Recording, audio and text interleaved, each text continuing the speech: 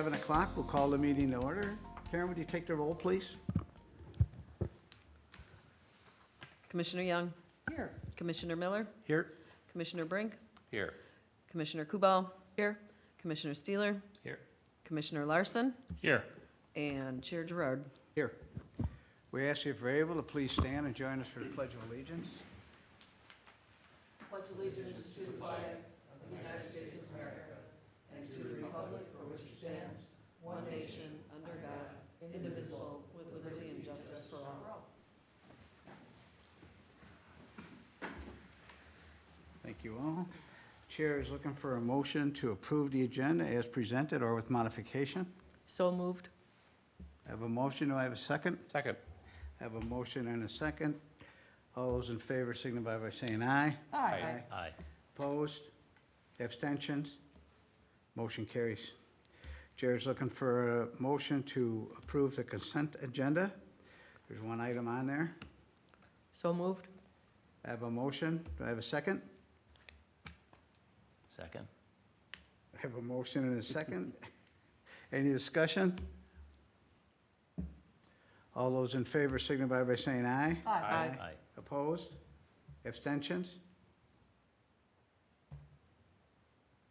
Aye. Thank you, sir. Perfect.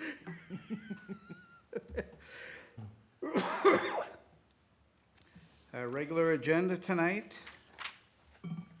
is, we have no action items, we have just discussion items tonight. Threw me for a loss for a second. You still had it on there, and I thought, oh, what did I miss? So we'll move to number 7. These are discussions this evening, so there'll be no public hearings.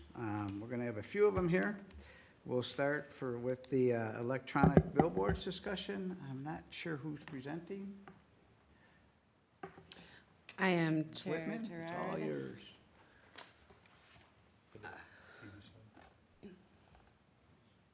So included in your packet was materials regarding electronic, which we kind of call dynamic display billboards. This conversation has come before the commission in the past and city council, and based on the discussion of the city council and planning commission, staff has drafted the enclosed ordinance for early discussion with the planning commission.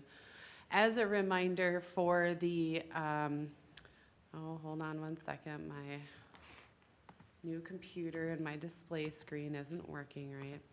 As a reminder for the commission, the city was petitioned by Mr. Chuck Bolcom to change the zoning code to allow for electronic billboards.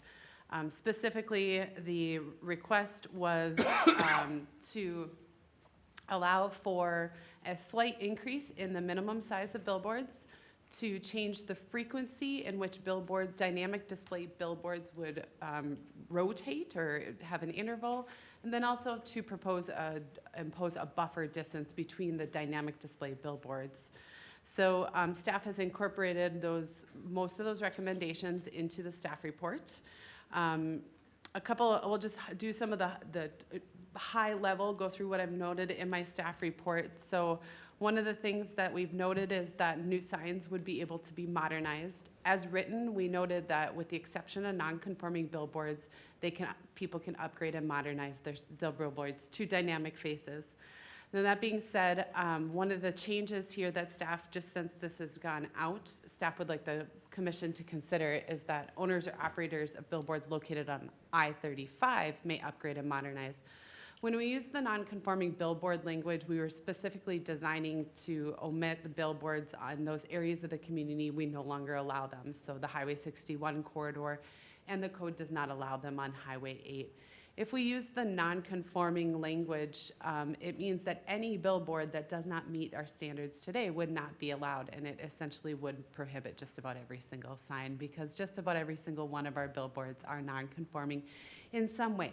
They might be slightly oversized, they might be slightly too tall, they might be a little closer to their property line than are required by the code. And so staff would propose that for discussion. That is a new change from what you had seen otherwise. Otherwise, just running through the standards that staff are proposing, that billboards may contain a single dynamic sign, no animation, no moving parts. You can change that sign every 8 seconds, but it cannot flash, scroll, change color, imitate movement. The idea is we don't want that flashing, we don't want that blinking. We really still want to kind of have that static display, but that static display is still an electronic image. They'd have sequencing that would have instantaneous repixelization. So remember the old school PowerPoints where you could pixel them from one slide to the next? I should have done it. This is on a PowerPoint. I didn't even think about it. That you wouldn't be able to change your slides on the images on the billboard that way, that you'd have to just have it flipped to the new image. It would have to have a complete message, and you can't continue that onto a subsequent image. They would be equipped and operated with an ambient light monitor. So again, as it gets darker at night, the light gets somewhat lighter, or the screen gets a little bit lighter to be able, or dimmer. During the day, they need to be lighter. At night, they need to be dimmer. Is that right? Brighter during the day, lighter at night, or darker at night. They'd be equipped with a means to turn them off in the event of malfunction. Also, they would have to turn them off within an hour or receiving notification from the city. A billboard sign would not exceed the maximum brightness level of 3-foot candles above ambient light. That is one that we talk about discussing. And then the owner or operator would need to provide to the city at no cost a minimum of 5 hours per month, and that's a minimum requirement. And those would be for community and public service messages. We also put in there that they would be a part of any state or national integrated public alert systems. So those Amber alerts, emergency severe weather alerts, that they'd be tied right into that system, and it would be an override. So as noted in my staff report, there were a few things in our staff report, a few things that we needed to discuss. So currently in our existing standards, we require a 500-foot linear distance from all billboards. So this is static billboards today. We need to have a minimum of 500 feet between them. That is actually a very small distance between two billboards. Mm-hmm. And this commission had indicated that some people on this commission had indicated that we may want to explore how we can reduce the number of billboards along the interstate. So that's something for discussion. The applicant also proposed for dynamic billboards about a half-mile buffer distance in a radius. So the linear distance is a straight line. So if you have one billboard on one side of 35 and if it is 500 feet to the other side, there could be one directly across the way. That's kind of a unique thing. A lot of zoning codes, when they have a foot distance, it's a radius distance, as like the applicant has proposed. So a couple questions for the commission is, would the city like to increase the minimum separation between billboards? So from that 500-foot linear to something else? And is the city comfortable with the approximately half-mile radius buffer between dynamic display billboards as proposed? Included in the staff report were the static and dynamic display distances for area jurisdictions that along the 35 corridor. Chair, do you want to discuss these as we go, or would you like to come back to them after I do a presentation? Commissioners? Presentation. Keep moving along. What? I was gonna say, wasn't that the presentation? Okay. Some other standards that we ask the commission to discuss tonight are extensions. Does the city want to allow for extensions on billboards? Our current ordinance does not allow for them, but this is something that we're seeing in the market as an attribute to some ordinances. So here's an example. I don't know what the movie The Expendables is, but it was better than finding the local realtor with his arms sticking out and advertising any one specific business. And then lighting, do you want to include a maximum foot candle requirement in the code? Since the time staff has sent out the staff report, we've done a little bit more research about the foot candle requirements. Most ordinances do have a very specific foot candle requirement at a set distance. We have also learned that MnDOT's standard is 0.3 foot candle at 250 feet distance.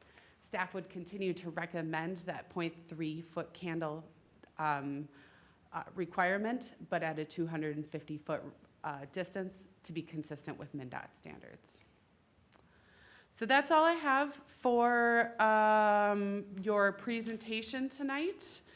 We're here to chat about it. Does anyone have any questions for me? Questions for staff? Kevin? Abby, in the information you provided, it talks about the current signs of 200 square feet in diameter, or in size. What is, I thought our minimum sign, I thought our maximum sign on properties was smaller than 200 square feet. You know, number 3 here, you talk about, where it talks about copy signs in excess of 200 square feet in size. Maybe I'm confused. I think that is referencing the dynamic billboards. So we allow for dynamic signs less than 200 square feet in size that are not considered a billboard. Okay, but nothing larger than that? Is that, is there a size that's larger than that? We would, yeah, so our current code allows for 600 square foot Yep, billboard yep, yep, yep. maximum. This ordinance as proposed would allow for 672 square foot billboards, and they could be changed to the dynamic. No, but, okay, maybe I'm not saying this right. I need to So find you're talking the, about the distance between changeable electronic signs. Only the billboards. Right. Only billboards So on like, for 35. example, the city hall sign out here, that's electronic, that changes the display. And then we go down the street to the chiropractic office where there's another changeable electronic display. Those can be a maximum of 200 square feet, or they can be larger than that? they're based on a different code standard completely. So I believe that and I would have to double check, I'm not as familiar with our ordinance, our sign regulations, I'm looking. but a lot of provisions for signs are based on maybe a percentage of wall face or the linear amount of square foot or footage and Yeah, yeah, yeah. frontage. So some properties could potentially have up to a 200 square foot sign. That's what I'm asking. Like, 'cause I I'm don't think I've thinking- seen any, because that's like 10 by 20 roughly. That's a pretty large sign. That's changeable. But I'll have to look at May the, I? Go Mr. ahead. Chair, Yes. reading the current sign code, in the most of the commercial districts, wall signs, maximum size is 200 square feet, and most of the code says no more than 50% of that can be electronic or Okay, changeable. that's 100 square feet then. But then what about monument signs? Those are wall signs, what about Yeah. monument signs? Freestanding signs are generally either 40 or 80 square feet max, depending on the size of the building, the size of the property. And again, no more than 50% of those sign faces So can be that's why, dynamic so display. that's why I'm raising this. I'm just thinking that, to me, that would have to change, that 200 square foot sign, electronic sign, changing sign, because we don't allow it currently, I don't think. This part of the ordinance is only for the billboards on 35. Everything in the city, we got to deal at a later date. so This the is ref, only the billboards. Yes. so the reference that you have, Commissioner Miller, Yeah. is the original applicant's proposal Yep. was that there would be a buffer different Yep. distance Yep, I know. for anything in excess of 200 square feet in size. What Okay. we've done is instead of using that 200 square feet in size, we have said, hey, billboards, if you're gonna be dynamic, we believe you should have XYZ buffer, and that's still something that's up. So, but we it- don't, my point is, we don't have anything on the corridor then that's that small. No, Okay, that's what I'm trying to No. figure out, okay, not that we're aware of. okay. And we've removed that 200 square feet because we're just saying this applies to billboards, not necessarily signs in excess of 200 square feet. Okay. Yeah, it just didn't say that, so that's why I Yeah, was concerned. yeah, I understand. Okay. Now, I pulled up the staff report. I see what you're referencing. Other questions of staff? Otherwise, I think we ought to have the discussion on distance between billboards. That's one of the questions this evening. Karen? I'm sorry, Karen, you're not Karen. Susan, thinking of Karen, that she gets her notes straight, and I'm looking at you. And I did have a few questions. In the report, you kind of go back and forth between dynamic billboards and billboards, so I was having a little bit of a hard time understanding which provisions you want to have for billboards and which for dynamic billboards. So as we go through, if I get the wrong one, just let me know.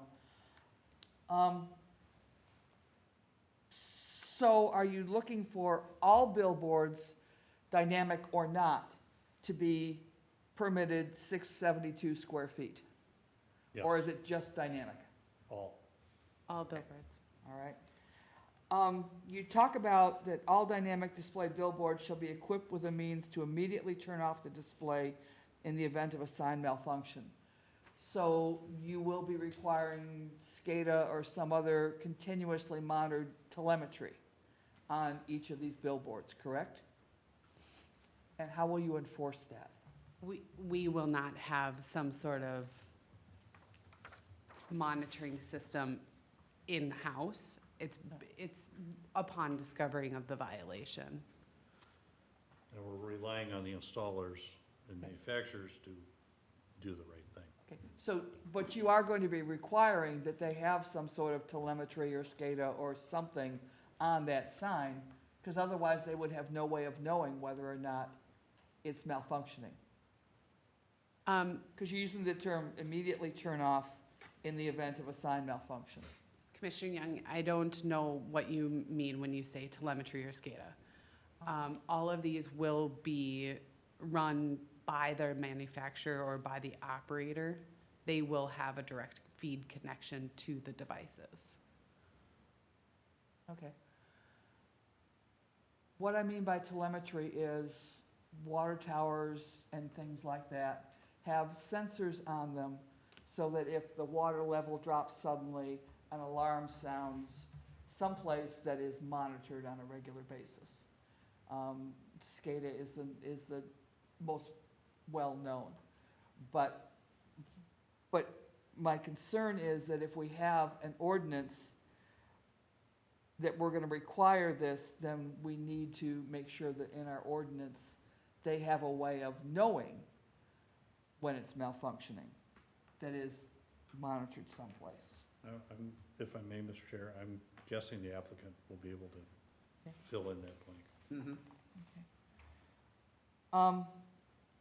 And then on the page where the question is, would the city like to increase the minimum separation between billboards? Is that between billboards or between dynamic billboards or all billboards? Both. The inquiry is, so right now our code says 500 distance between billboards. Do we want to increase that? And then what is being proposed is a 2,600-foot distance between dynamic billboards. Are we comfortable with that? Would we like less or greater? So you would have two measurements? We have two measurements. So you could like do dynamic, regular, dynamic. Actually, dynamic, regular, dynamic. Potentially, yes. And then, when you may have already thought about this, but if we're talking about extensions, are you looking at a maximum size or a maximum % of the billboard space? Or how would you think about that? In the staff report, it noted that many communities allow for 15 to 20% increases above the square footage. And so that was what, it's just, that is what other communities are doing. We don't have any currently. Staff isn't necessarily proposing anything, but since we were looking at our billboard regulations, we thought, what are other ways that we're maybe not as consistent with some of the other neighboring communities? We're not necessarily advocating to change that. It's just, if we'd want to, now would probably be the time to consider that. You say currently we do not allow for extensions? We currently do not right now. And there's nothing saying we have to. Right, that helps me. Thank you. Kevin? Do we currently know the distance between our billboards that are out on the corridor now? And if we changed it, let's say, would they have to remove those billboards? They Or would, would they be grandfathered in? they'd So- be grandfathered in.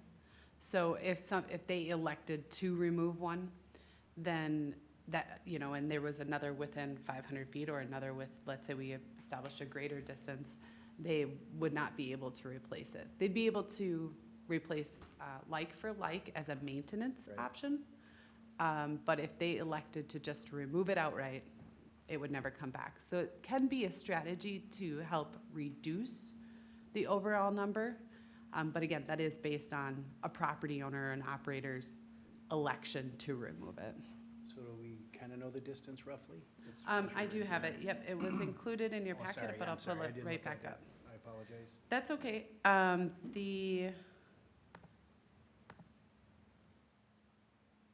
And so, if I may, Mr. Chair, there currently are no billboards on the west side of 35 through town, Really? not that I'm aware of. They're all on the east side. And so part of our thinking, and for the commission to think about, depending on how the standards are written, especially the spacing standards, we have to treat that as a radius and not just necessarily a linear line. So there's the potential that billboards could come in on the west side.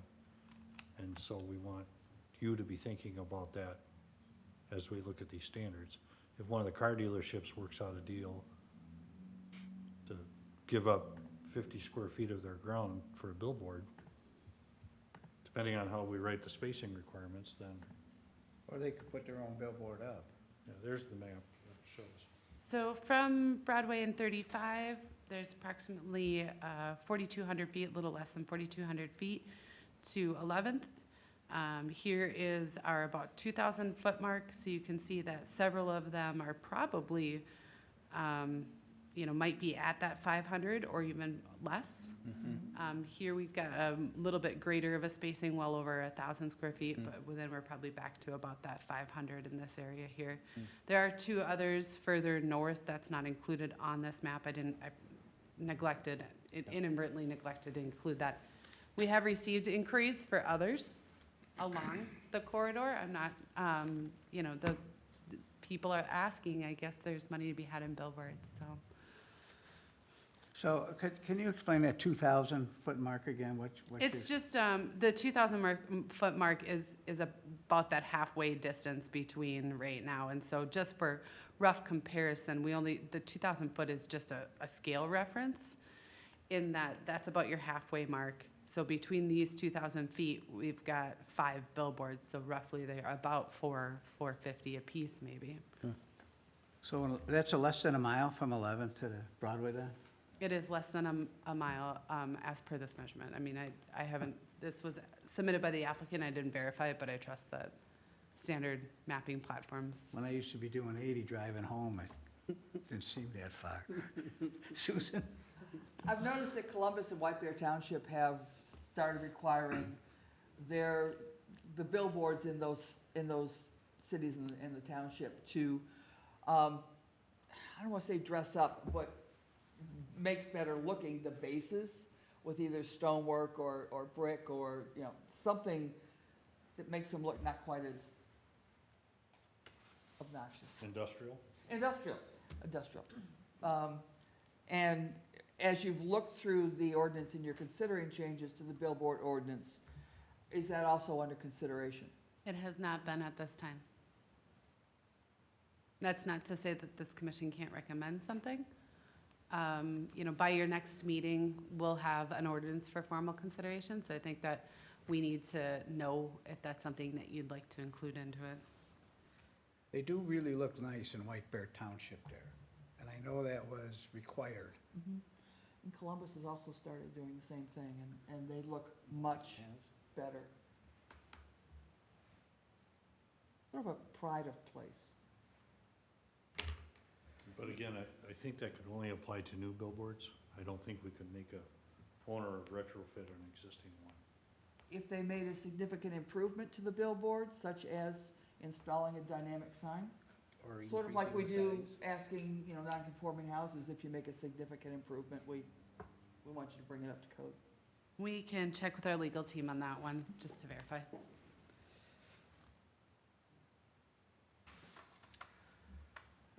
Let's come back to our distance then, since that's kind of what we've been having here, is a distance discussion.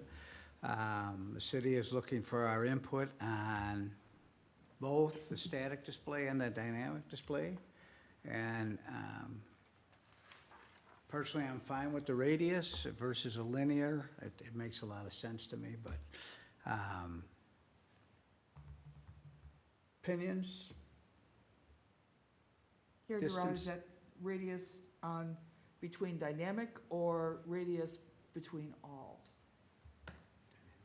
Chair Gerard, Commissioner Young, if I may, I would recommend that we have a single standard. Either we go linear or we go radius. We don't necessarily have two separate measurements in the same ordinance. And staff would recommend that it is a radius. It's an industry standard generally in planning and zoning. When you measure in a radial fashion. I'm not sure why there's linear in the code, other than people saw it as a linear roadway and thought, I'm not sure, but How many can we stick in that line that we're traveling? I saw a lot of heads nodding at the radius, so I have enough direction there. So if we were looking at a 500-foot linear as an example, but we were using 2,600 radius is what we decided, that means you could have 4 There'd be, dynamic billboards within, there'd be approximately 4 along the I-35 corridor total in our boundary. a lot. Just in that short distance. Just in that short distance, you'd only have 2. Unless they went on the other side, because you're talking radius now, right? Well, if you're talking radius, you wouldn't be able to have them in that radius. So you'd be measuring, in a full circle around. One in that radius. Only one in that radius. So you'd have between the Broadway and 11th and Broadway, you'd end up with potentially one at 11th, and then another one 2,600 feet or closer to Broadway, and then likely you'd be able to get another one north of there as well. So I'm not sure if you could have another one south of 11th. I haven't done that measurement yet. I'd imagine you could if it was an area that was zoned, but a lot of that's Columbus, so. Yeah, and just to clarify too, the way the ordinance is written, the billboards are only allowed in the B2 and the B3 zoning district along the freeway. So even getting north of Broadway, it cuts off, and then we have residential and conservancy zoning as you go up towards Highway 8. So that area is not eligible for any billboard of any type. In its current fashion, current zoning. And I'm still looking to understand if the 2,600-foot radius would be for any billboard or just dynamic billboards? Well, that's what we're looking for direction on. So Any.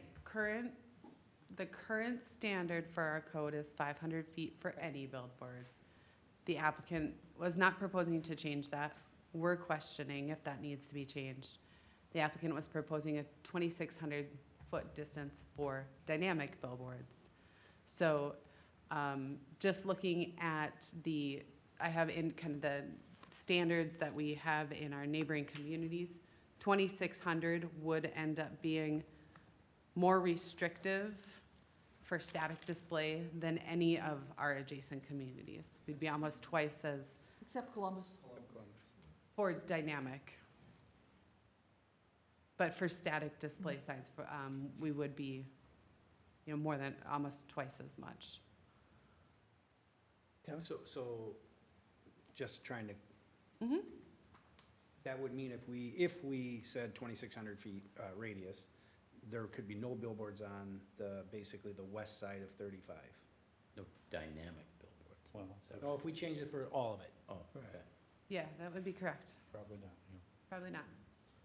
So if we left it at linear, potentially there could be a bunch on that side. Well, at 2,600, But I I- mean, if we made it 1,000 linear or whatever, 500 linear. maybe, linear is still gonna mean across the highway. Okay. So somebody's gonna have to really kind of do that angled measurement of Got it. 500 from one and 500 from the other to see if they get that. But most I'm- cities are doing radius. Yeah, I'm assuming that we don't have as many along the west side of the interstate because it's probably less than 500 feet distance between, from one side of the interstate to the other. Okay. Interesting. I see a lot of contemplating We going on. open discussion on this? Okay, I have well, I'm just looking at these, the other cities, Vadnais, White Bear Township. Both the static and the dynamic have same distance. And that would seem to make sense to me, I don't know why we would have, the ambient light is very low on these. Why would we want a different standard? Whatever we come to, I would just make it the same for both. And I am in favor of closer together too. I mean, once you've littered the highway with these things, what's it matter? Right? I am not a billboard fan. Neither am I, so I would have fewer just because I'm not I'd a like fan. fewer, but like I say, once you've got 2, 3, 4 up there, what's it matter?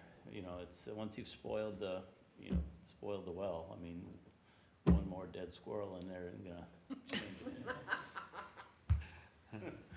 So, yeah, it doesn't make a difference to me.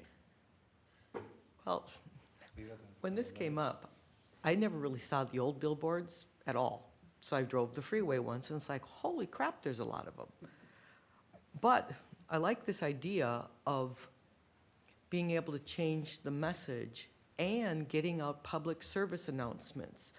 And that, to me, is what's really driving me to be more in favor of this, because we do have a way to get a message out about things that are important to our community with more billboards that are kind of already there anyway.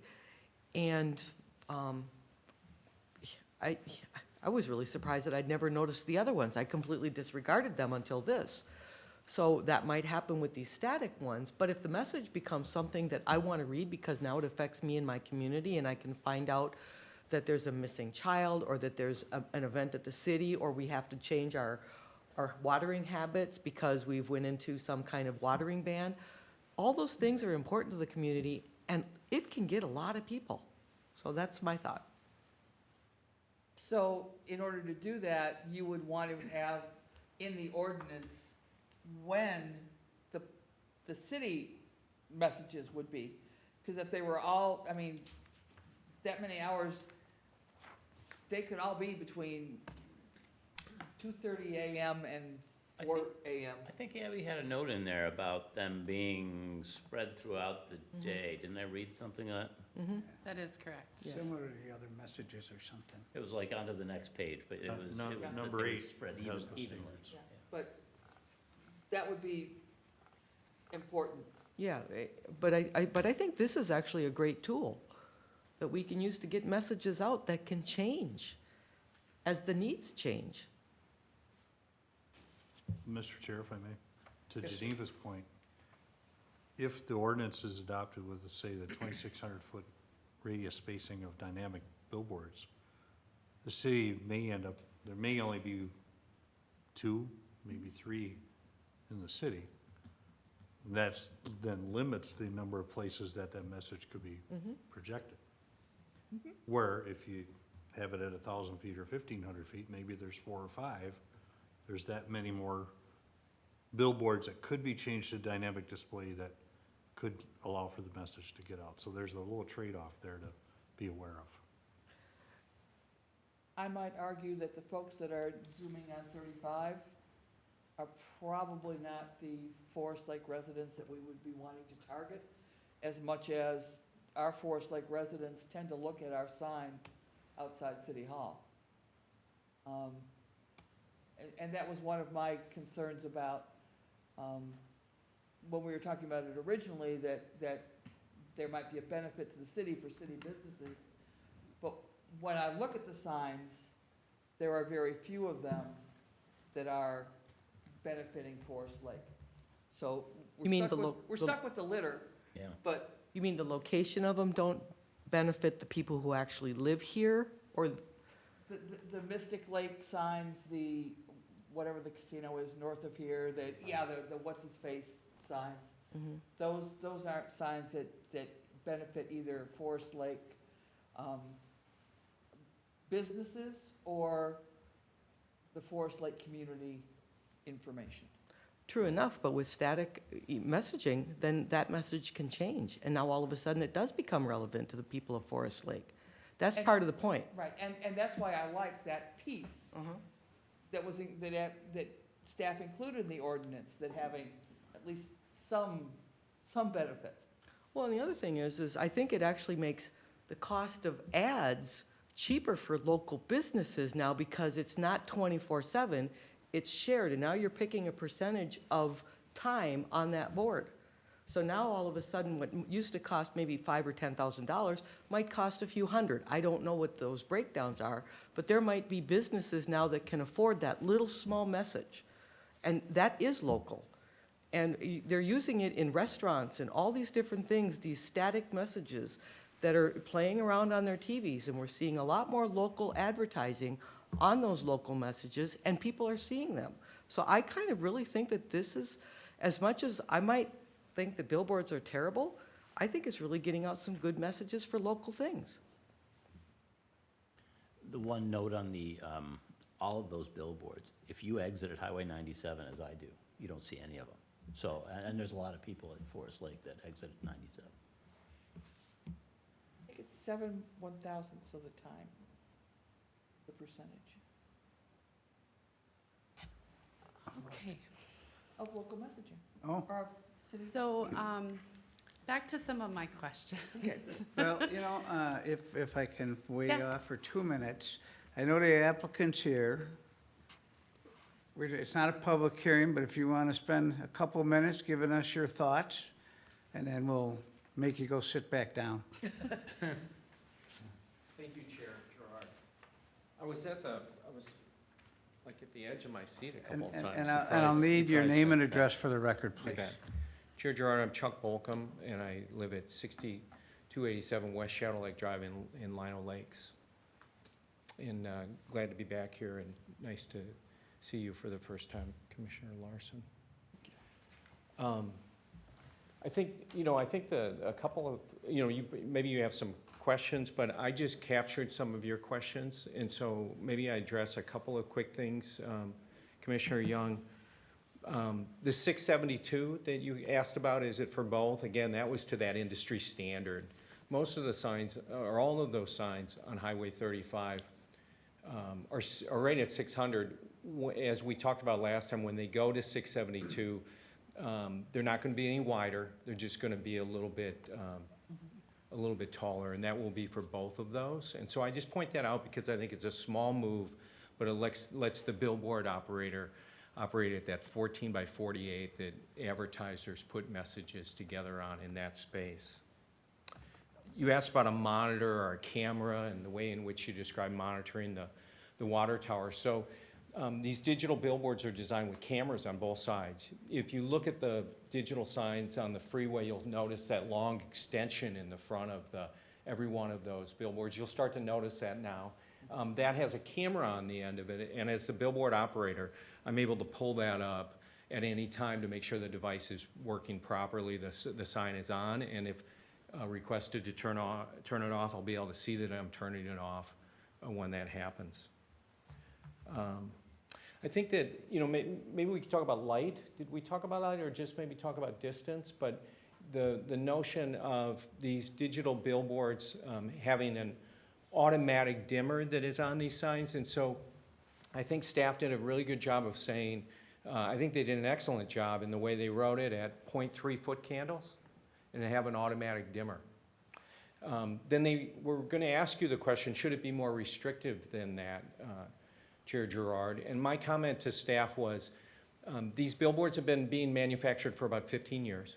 There's 3 primary manufacturers of those signs that have worked in hundreds of municipalities to get that light correct, that will work in communities regardless of where they are in the community. And the industry standard they've come up with is the 0.3 foot candle with that automatic dimming that happens right when you go from sun to sunset. The light comes down because it's not as much light needed, and you end up with something that works for the community. The other thing that will happen is whether I install a digital board or someone else does, we're not going anywhere.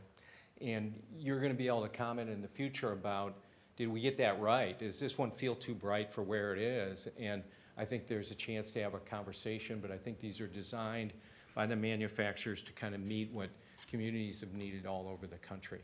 And so that was the feedback I shared with Ken and Abby. I'd go with the industry standard. I think you did it right. You did your research on that. And so that's my comment on light. The comment I was going to make about distance, you know, I think when we were together last month, Commissioner Steller, you said, I actually want these to go, I wish they would go away. How do we make them go away? So I appreciate your comments tonight, and I appreciate your comments tonight about economic development. I think the sense I got the last time I was here and with the city council was that there was this sense of, we don't want necessarily more billboards. And so the feedback I gave on the 500 feet and the 2,600 that I recommended, again, I was looking at other ordinances to find what makes sense in other communities. I've done the math in B2 and B3 on both sides of the freeway. And if you're at 500 feet, you have an opportunity potentially to have another 3 to 5 billboards on that corridor. And so that's just feedback. If you move towards 800, 900 feet, you end up pretty much where you are now from a static billboard standpoint. I don't have any dog in that fight, right? I'm providing that feedback. And I was really trying to do that research so I knew what was there, but I also wanted to comment to that sense you had the last time we were together, like, what is this gonna mean and where are we gonna go in terms of number of billboards? And my sense on the buffer was, again, that notion of, does the community want, do you want 7 of those in a row, and what will that look like? We don't necessarily know what that will look like. And so I looked at the Columbus ordinance, which I think is a pretty good standard, and I looked at other ordinances, and I came up with that number to really respond to the notion of, we don't necessarily want a great deal of these. And so I just have one last comment, and then maybe I'll tell a joke. We talked last time about businesses having more access to, local businesses having more access to more of this inventory. And so, Commissioner, I agree with that. And we also talked a lot about the public service piece. And I think the public service messages have to run at a time people are going to see them, right? They can't run in day parts when no one's out there. And so I think just from this applicant's standpoint, it's a false promise if you don't run the messaging or run enough of the messaging when people are going to be impacted by the public service message. And that's not what my intention is. And secondarily, you got to call on local businesses to make sure that they can unlock the ability to advertise their businesses. You need to call them in a way in which they have lots of entry points and lots of ideas. And so as a local business person, I'm an applicant from an advertiser responsiveness standpoint that's going to allow that. And I think you asked a question, Commissioner Kubel, about what does this do to pricing, right? I don't believe this is the kind of thing that gets this down into a few $100s a month for an advertiser. But because you've got lots of ways to use this inventory, you're going to be able to deal with businesses that are on this corridor right here that are smaller businesses, as well as Menards or Culver's or folks that just have a higher turn. So I am back to community service and entry points for advertisers. And I think the third benefit we talked about last time, the citizens are just going to have more information. So I'm appreciative that you're going to. Don't run away. Yeah, okay. You know, now that we allowed you to speak, we're going to batter Okay. you with a few Very good. questions, I'm sure. So, Susan? What are your thoughts on digital, static, digital, static? What are the competition, both visual and in terms of advertiser competition and the ability to actually see messages? Yeah. I think that, so there are a couple of different answers here. I think we're all consumers of images, right? And I think if you, on the east side of the highway, if you had 4 digitals out of those 6 signs, you'd have some outcomes where I think you've just got too much, you know, you're gonna be in a situation where you're gonna feel like it's too much when you get done with it. It's gonna feel like, more like Times Square than it does a road in a community, right, on your way through Washington County up north or whatever that might be. So that's some feedback. I think that would mean there'd be a lot of inventory, right? And lots of inventory where you maximize the inventory to a point where you've got 4X of that inventory in that spot. I think that, frankly, I think you've got some business challenges for potentially business owners of those signs, just having an opportunity to fill those signs in the right way, and have businesses succeed. So that's an honest feedback on it. If you ended up with 5 digitals out there, there's some sense, Commissioner Young, of disincentivizing investing, you know, spending the capital that, for instance, I'm gonna spend. If I knew there were gonna be 5 digital signs in a row out there, you begin to try to understand whether or not that makes sense for any one of those players, just because it's a lot. And that's not me being anti-competitive. I think you probably sensed this time and last time I'm an honest broker. I think that's the business answer. I think the other thing that does is it deteriorates the value of those static signs that are left there too, because now you've got this well of digital inventory. So that's my feedback. Is that what the question was directed at? Geneva? Well, I was kind of wondering if we go with like this dynamic imaging, would some signs just become obsolete and actually go away because they no longer are like functional because they only have one message? Yeah. And now all of a sudden that one message can be on this dynamic message, which would make it kind of go away because the message gets there another way. Yeah. Superb question. And I touched on, in my many comments last time, I touched on last time that there are advertisers that won't run on a digital board because they want to dominate that screen, right? And they want to be there. And I'll give an example. We have a new truck convenience gas player, Love's. They have 450 of these around the country. Someone I'm going to call on. And the thing I think is Love's not going to want to be on this sign I'm going to build. And the reason is they want to reach every truck that comes by, not every 8th truck. So there are many advertisers. I think that, you know, again, the fuel category, we're on highways, right? Quick Trip is just a tremendous community partner and a big user of outdoor space. They want to be on static signs. Okay. Those static signs are going to be very healthy, and those businesses that own those will do very well regardless of the fact that there's a digital there. And so that's the way I think about it in terms of the mix. And that's why you have large independents in the state of Minnesota that don't have any digital. Their whole plan is static because their business strategy is the value of that. So that was a longer answer than you needed, but. Any other questions? Thank you for. I do have a question on the specific sign that you brought to our attention in the last meeting was the very first one as you come north, right? The southernmost one, right over 11th Avenue. That was Correct. the one. So my concern on that sign being illuminated is 11th Avenue, because you are a lot closer to that sign than someone on the 35 corridor.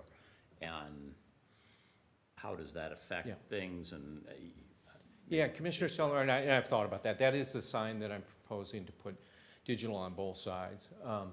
If we drove the metro, there are many, many instances where you see a sign that's over a overpass like that. The sign is pointing out towards the highway. That driver coming west on 11th, they're going to see that sign, but the distraction won't be any more than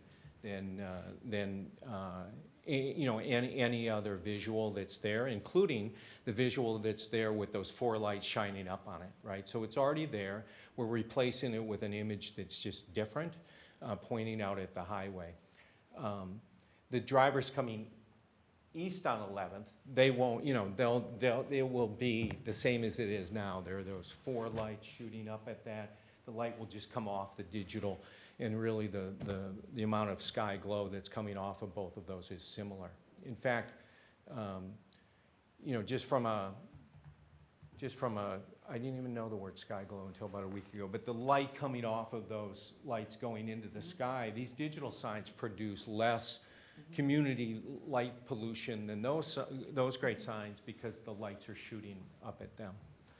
But I have thought about that, and I've driven other digital signs. County Road J, that is in Blaine, near where I live. There's a large sign right above the overpass on J, which is Ash. When you go over, it's the same situation. It's right there. And we talked about safety in the past, right? This starts with a safety question. I think it's de minimis versus the light that's there. So, I have considered that, and you know, Commissioner, that's one of the things I hope we get into, right? Is we you know, once we're there, and we look what we do with the looms on both sides.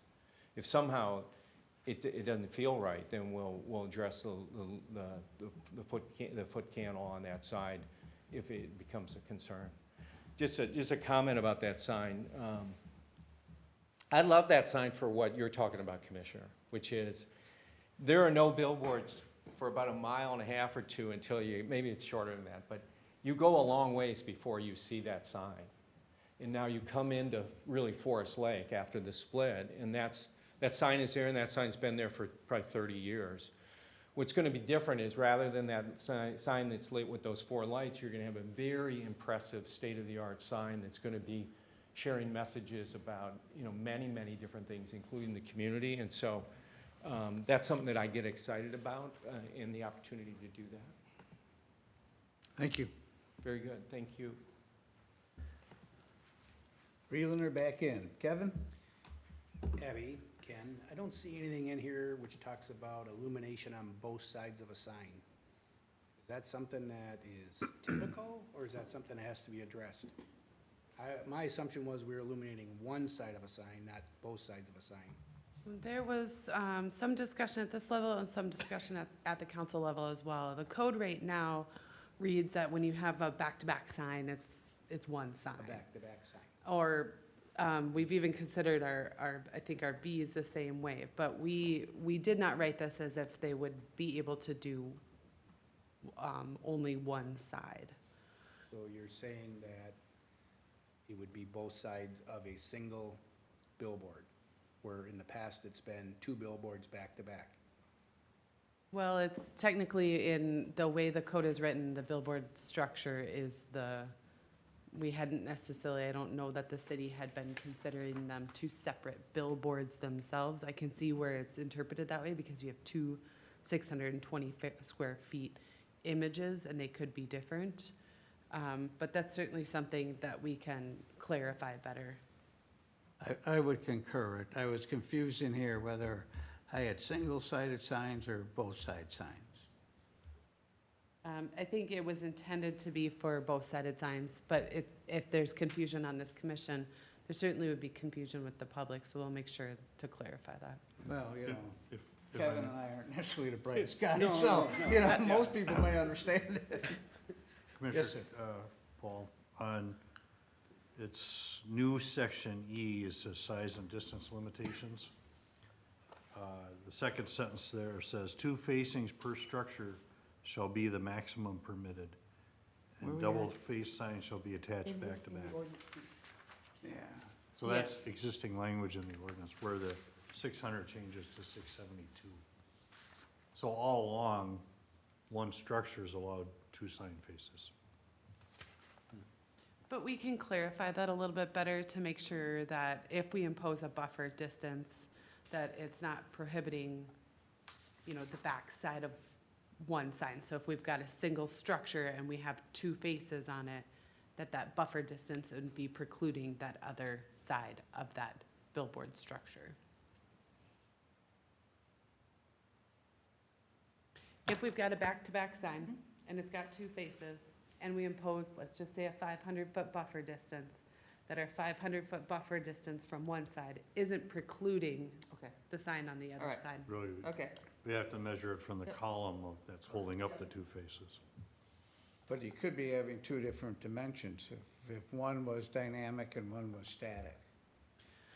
They would both be a maximum of 672 because the No, six. no, no, but if we end up with two different dimensions for dynamic and static billboards, if We're one not- side of the billboard was static, we would measure that side for static and the other side for dynamic? Both of the standard billboard size is being proposed to 672. Doesn't matter if it's standard or static or dynamic. Are you talking the spacing? The spacing between Spacing them. between. I'm on the 672, that's fine, but if we have two different spacings, one for dynamic Oh, billboards, one I for see. static billboards, if one side's dynamic and one side's static, depending what side we're standing on, you get a different dimension, correct?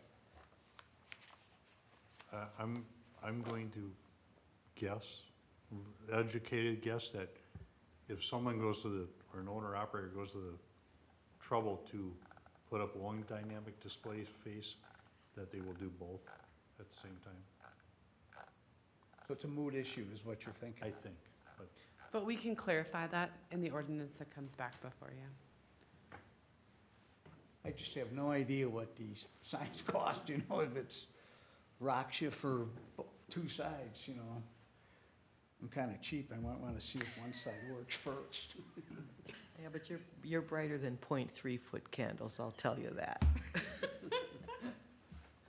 3 or 0.3? 0.3, that's what it is, 0.3. You don't have to jump in. All right, bringing it back, let's go back to, Susan had questions. oh, I'm sorry, Susan.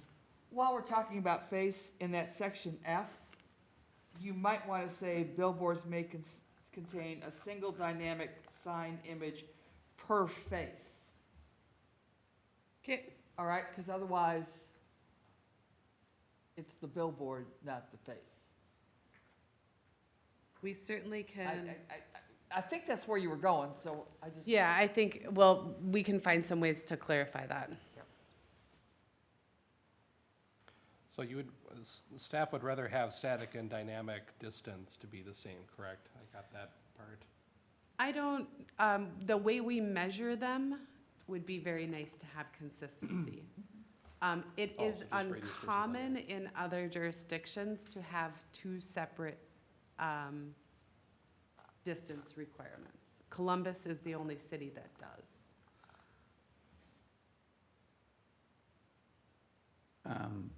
We'll come back to the dimension, but in number 7 of your ordinance, I think it's number 7, of 0.3-foot candles, Yes. I'm always used to a 0 being in front of a decimal point. Yes, it should be.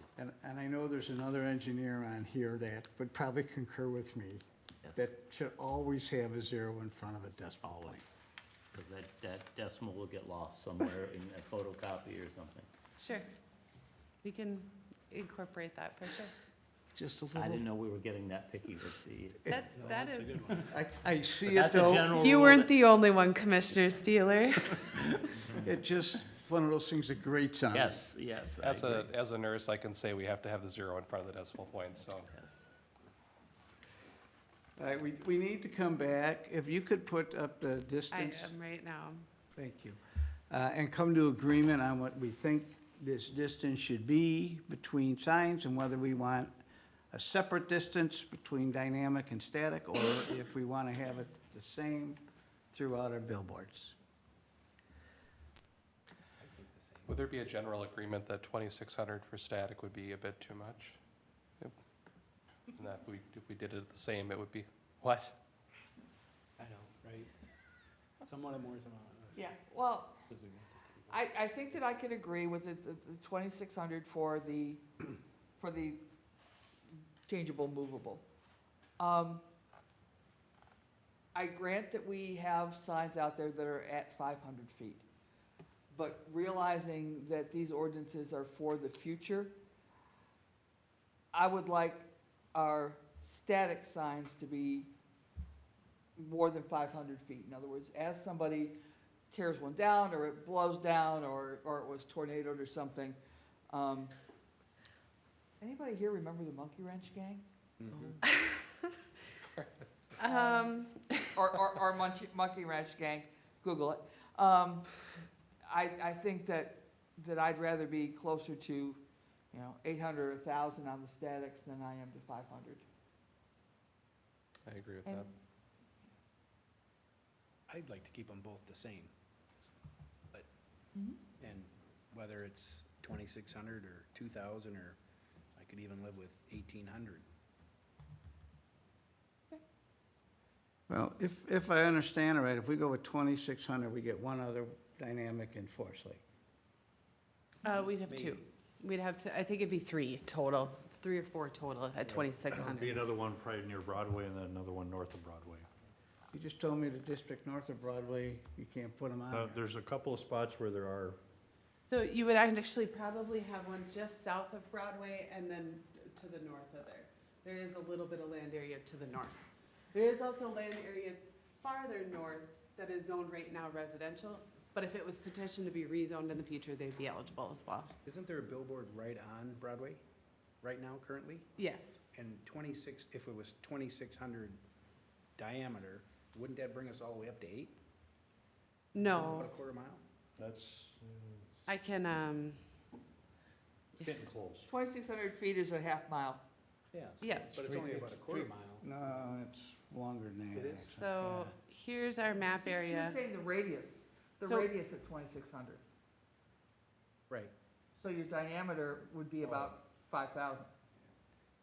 But they're really all just radius measurements. So Right. we're down at 11th here and 20, I only got 4,000 feet between there and Right. Broadway, so I get You'd- one. You'd maybe end up with one here, maybe, depending if that operator wanted to. Likely under the new code, you could get another one in right here, because there's probably not less than, under the existing code, 500 feet between these two. You'd end up with one, could end up with one here, and then there are 2 more to the north that probably have that 2,600-foot separation. So we think we have 5,200 feet between 11th and Broadway? Between 11th and Broadway, we have 4135. But I get one other one in there.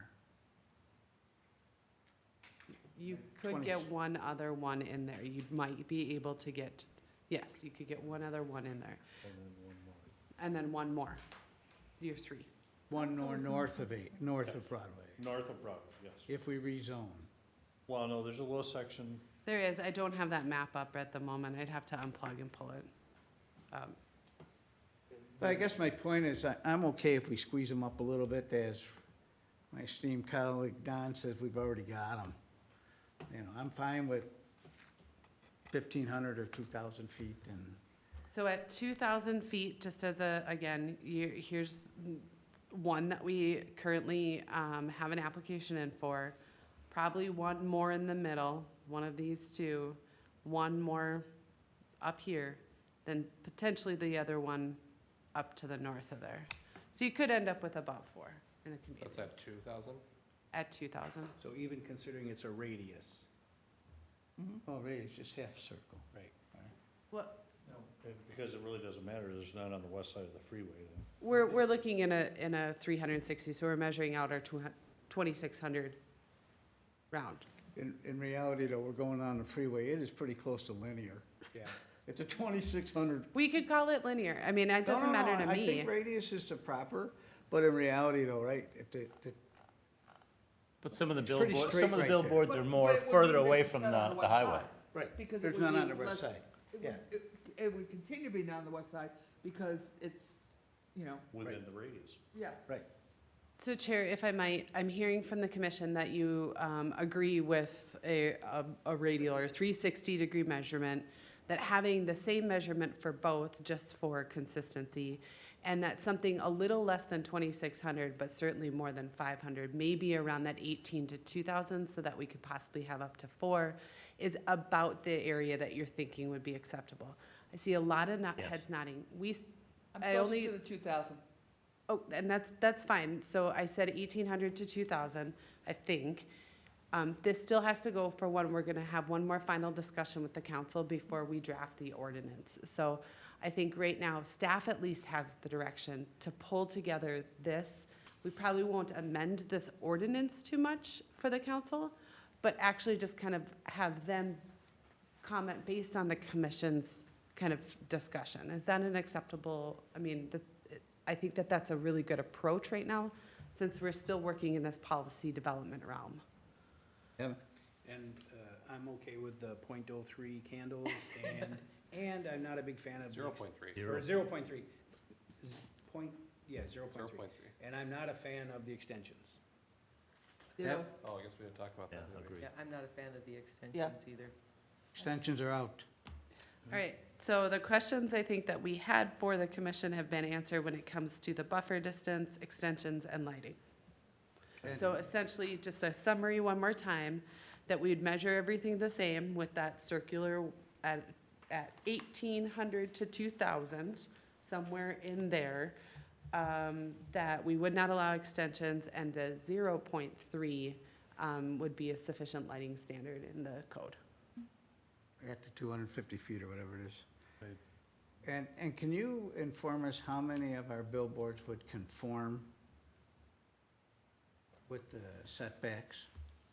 None of our, I don't think any of, we have several of our billboards, most of our billboards do not conform with this That's close existing enough. setbacks. I just want, that's what I thought, but I go, well, maybe I don't know where the highway right-of-way ends. but I Right, go, which boy, is those why things- staff had proposed, right in the beginning, that conversation a little bit about written, it's saying the non-conforming billboards, where we'd like to say billboards located along 35 may modernize. Yes. Yeah. And then can we, to Susan's point, can we dress these up a little bit at future? I was gonna ask if there's a consensus about that. for I everyone. did hear you'd like them, us to take a look at least for upgrade improvement for the base of them. And then also I did hear, maybe there wasn't another direction. Yeah, I do have that in here. Is there something I missed, Chuck? We good? Commissioners, are we, I had enough discussion on this? Oh, yeah. One thing you will learn on this commission is signs are brutal and they're all long meetings. So, welcome to the commission, Jeff. We will move on to item 7B, zoning ordinance rewrite discussion. Speaking of long and brutal, I'm sorry. Is that, I just put it all in the same. So zoning ordinance rewrite, as I noted in my staff report, the city council has dedicated funds this year to start working on a rewrite of the zoning code. The project was not fully funded, so we envision this to be a 2-year project. And as staff is looking at how we break out this project and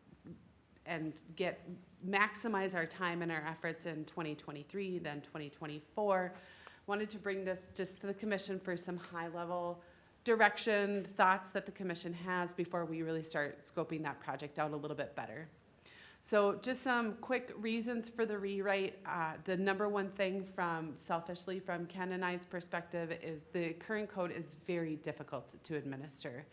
I think I've mentioned to this commission before that it looks like when the city annexed the township that there was a whole lot of marrying of codes.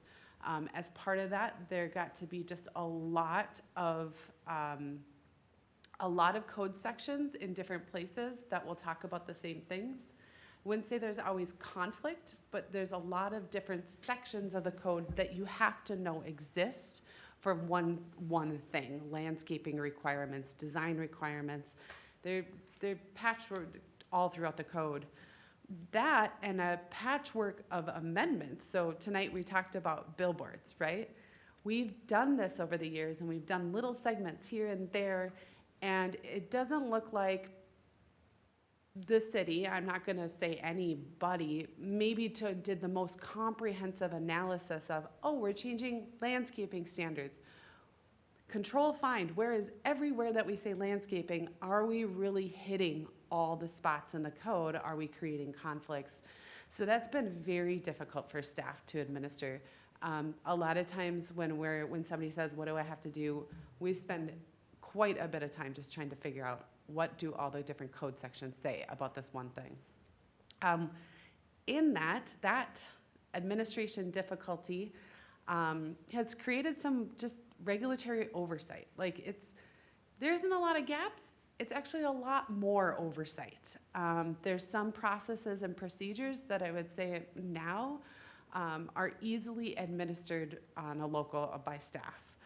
Some of the processes and procedures, it's clear the city or the township, I'm not sure who, created when there might have only been a commission and it might have only been volunteers, reviewing things.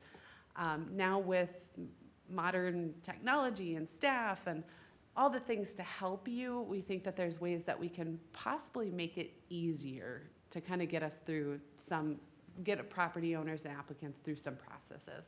Not saying all of them, but I think there's opportunities to review them and streamline some of these processes.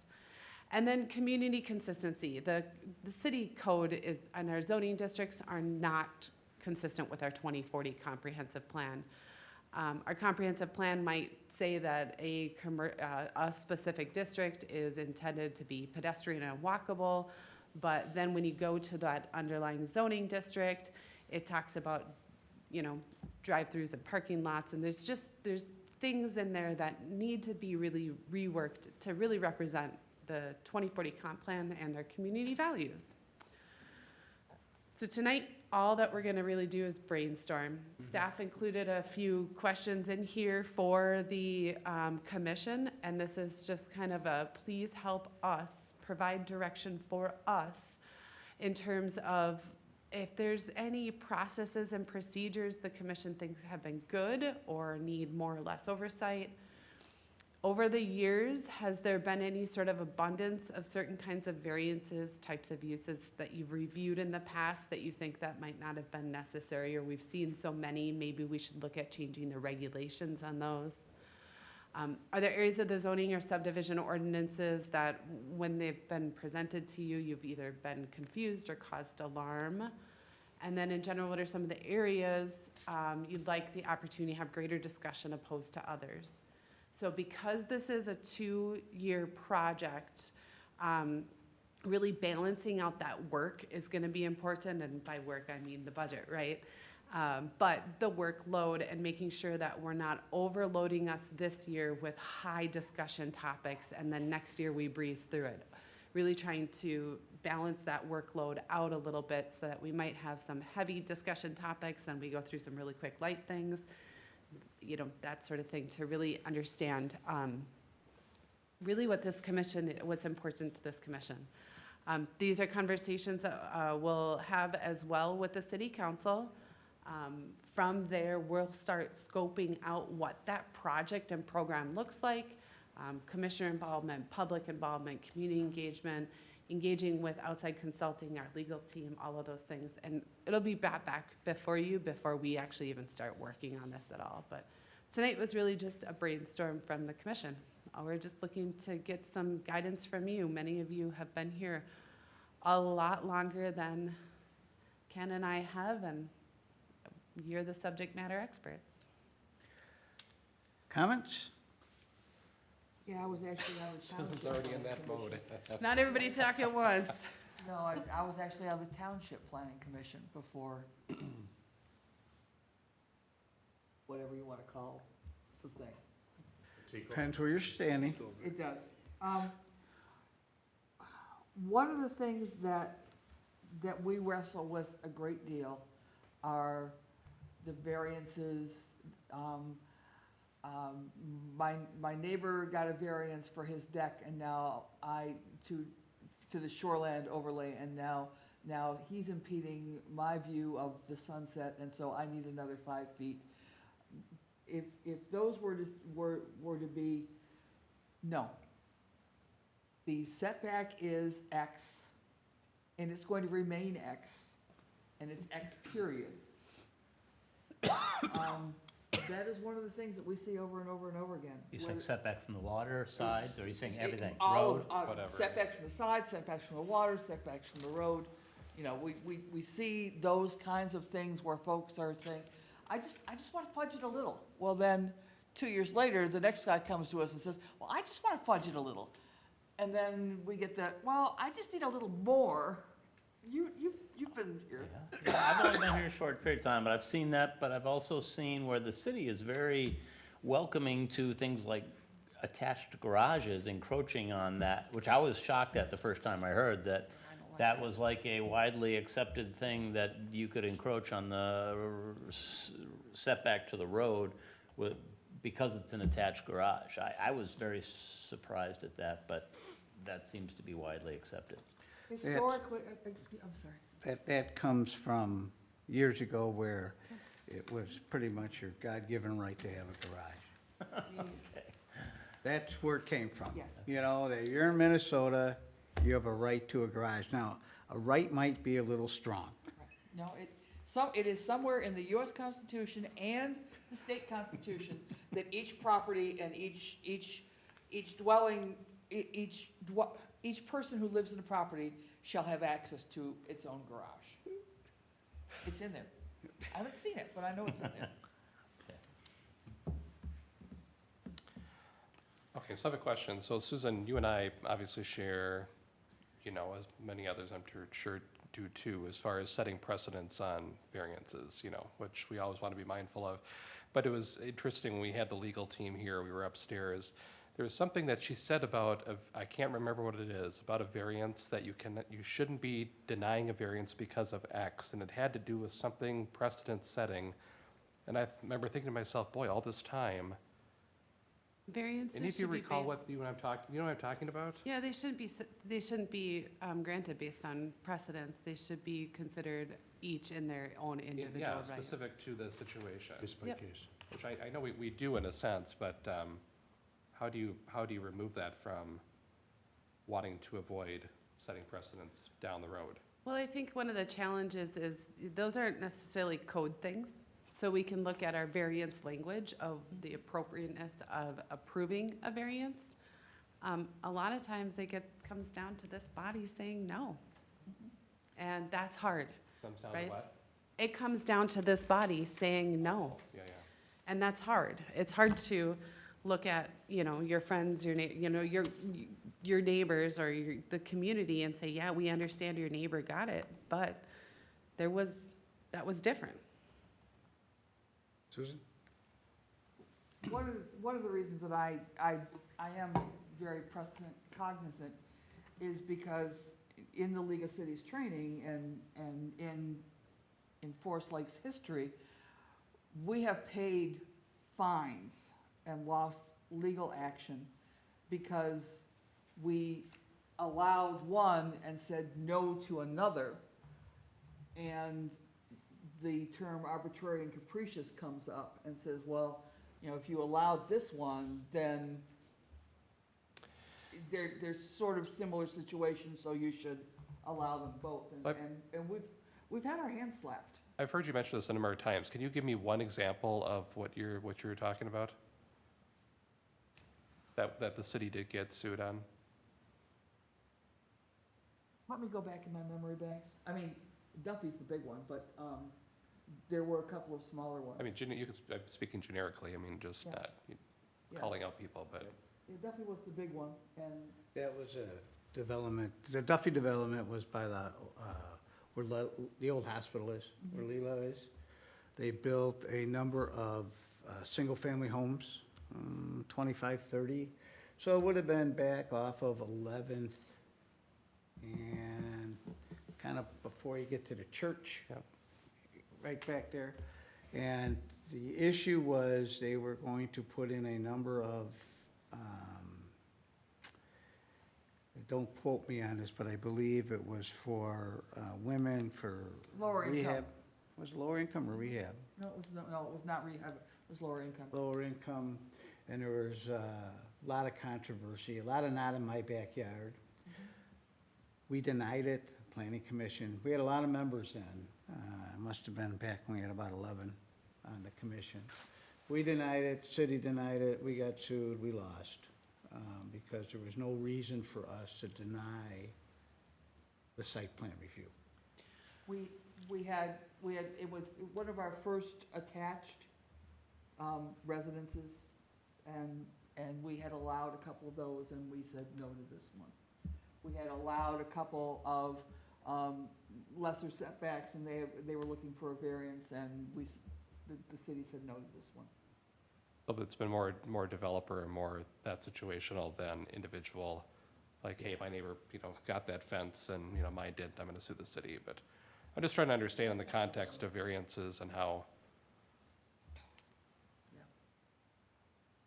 So back to our discussion on the variances, I do think the shoreline ordinance is one of them that we're always here on. That's what the variants are. I mean, the lots are expensive, housing's expensive, they want to build every square inch.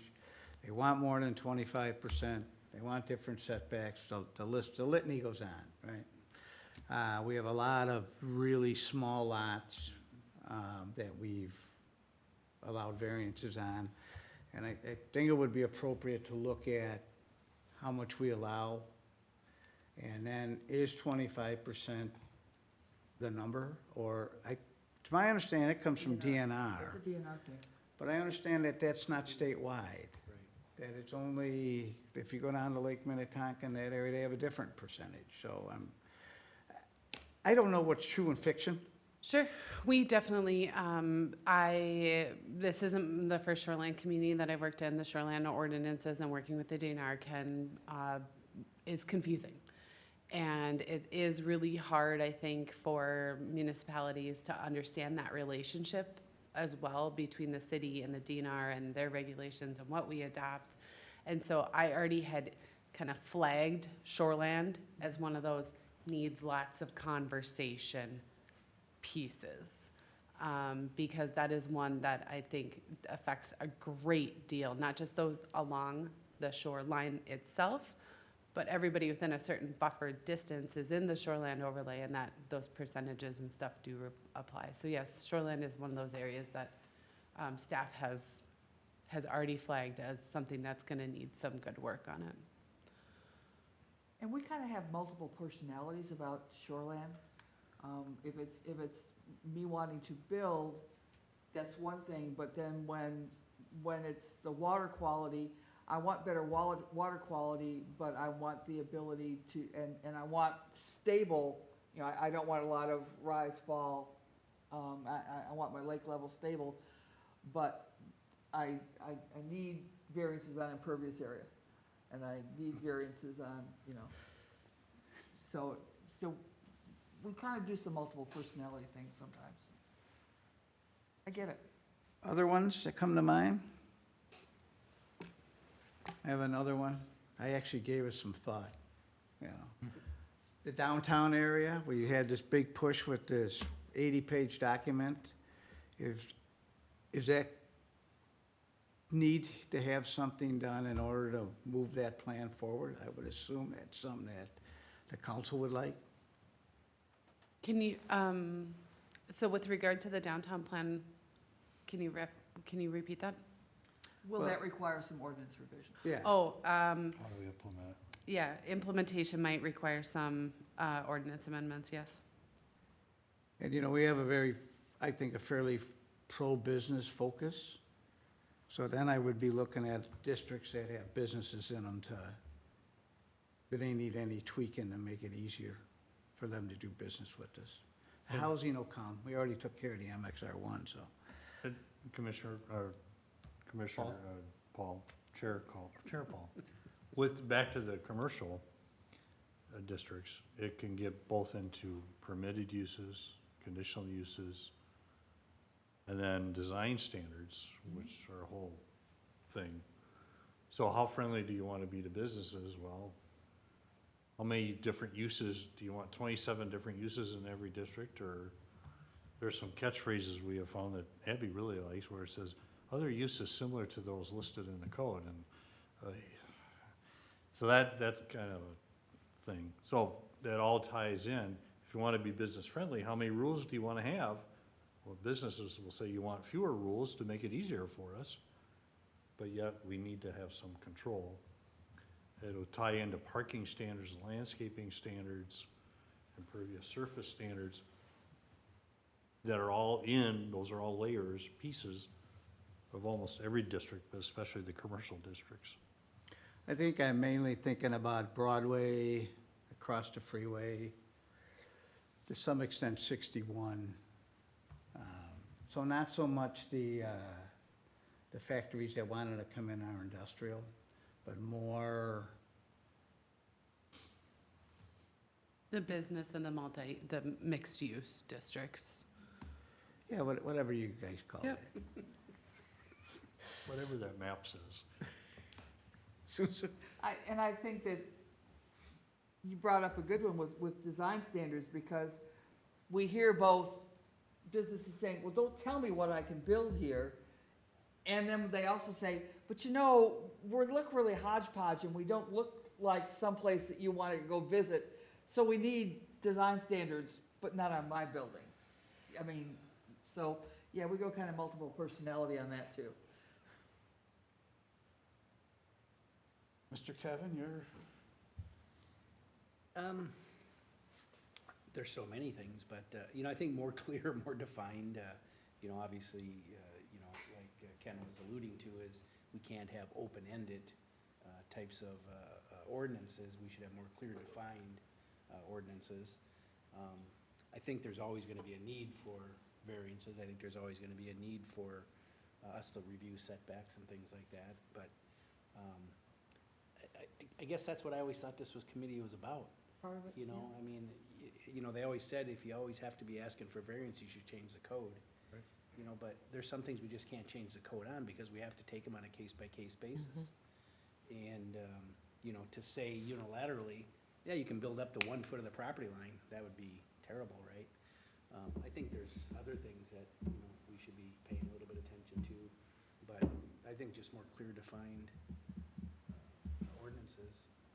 But I think we're still always gonna deal with setbacks and variances, and it is hard, like you guys said, when you're dealing with your neighbors and whoever they might be in your community, and you have to make a decision that maybe they're not gonna like. But we have to try to make a decision. I mean, there's 7 of us, so it's not like it's one person's decision, and that's, I guess, how things should go. others, I haven't heard from all of you. Feel free to jump in. Have you all looked at our lot split? Because there are some real changes there, and I think perhaps lot splits might be one that is, we can get our arms around, but it would be one that as more folks come in and they're wanting more, and it would sort of go with some of the other density that y'all are looking for. Perhaps that's an area that we should look at. From standards or process, or both? Both. Just for an example, I've worked in cities where if you had a large property, you wanted to divide it into 2 or 3 pieces, that could be handled administratively and wouldn't even have to come to the commission to help be more user-friendly, if you will. Do we allow a lot split if, not to come to us if it's just taking 1 into 2? If it is That's in a all the requirements. previously platted parcel, it just goes to the city council, I believe. It doesn't come before you, Right. so. We have had lot splits come here. Yeah. Yeah, there's a few little weird, and again, it's kind of one of those, you remember those like choose your own adventures? Sometimes our code is like that. And I don't mean that in any sort of weird way, but it's kind of like, if this, then you go down this route, you know? And so how we can kind of reevaluate, one, have we over-engineered some of these systems, which I would argue some of them may be. But also how can we maybe align them a little bit better where similar types of things people do might have similar processes. Right now, it's very unique, I think, in the way the code is written, that sometimes it's you and sometimes it's the council and sometimes you make so there's lots of things like that. And it's great. You're an empowered planning commission. Not all cities allow their planning commissions or have granted their planning commissions the powers that you have of approving variances and site plans and use permits and things like that. I think that's great. It helps streamline a lot of the processes and procedures. I just want to look at how we might be able to continue with that momentum of kind of reducing overly burdensome regulatory oversight. Other areas? So this is all great. I think unless you were gonna continue to ask questions, Chair Gerard, I think this helps us at least see some of the high areas. Shoreland, knowing that that's gonna be big. Zoning districts and the uses in those districts is going to be big. You know, when it comes down to things like setbacks, I don't plan on probably gonna get in the meat and potatoes. It's gonna be cleaning it up. Remember our MXR1 and I put it in a table? We're gonna put a lot of stuff into tables because it's easier for everybody than a lot of the texts we have. Right now, what I would say is, you just got this memo last Thursday, right? As you're thinking about things over the next couple weeks, even the next couple months as applications come before you, please reach out to Ken and I. If you have any thoughts, if you want to sit down and have a one-on-one, we are more than willing to sit and have the dialogue with you. Seven are the ones that touch these codes the most to really understand how your perceptions of them. Feel free to reach out to us at any point. We're just getting started. We're just starting a process, and it's gonna be, you know, I firmly want to believe we will have this done in 2 years. It is my goal we have this done in 2 years.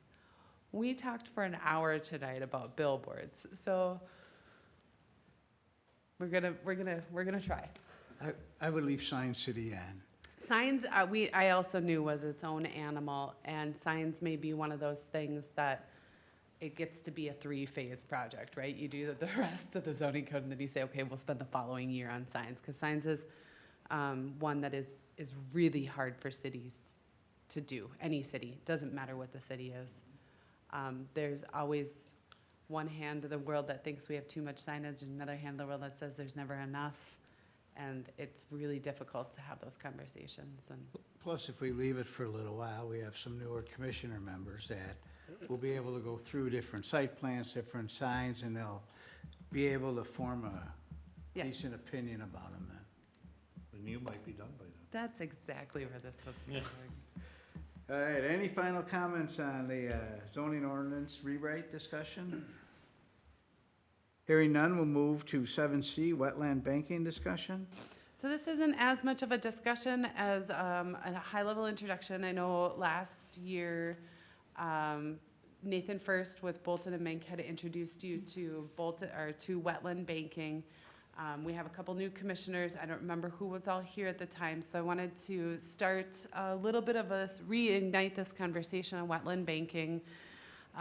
Because we have initiated a moratorium on wetland banking within the city. A moratorium is a pause, it's a timeout, and it just says, we're not gonna allow new of this thing until we've had a time to figure out, do we want to allow it, where do we want to allow it?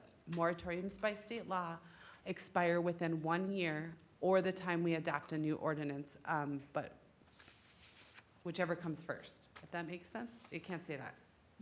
It'll expire in a year unless we adopt something sooner. So by June 13th of this year, we need to either have adopted an ordinance or gone through some analysis to say, yes, banking is allowed or something or other. So, or not.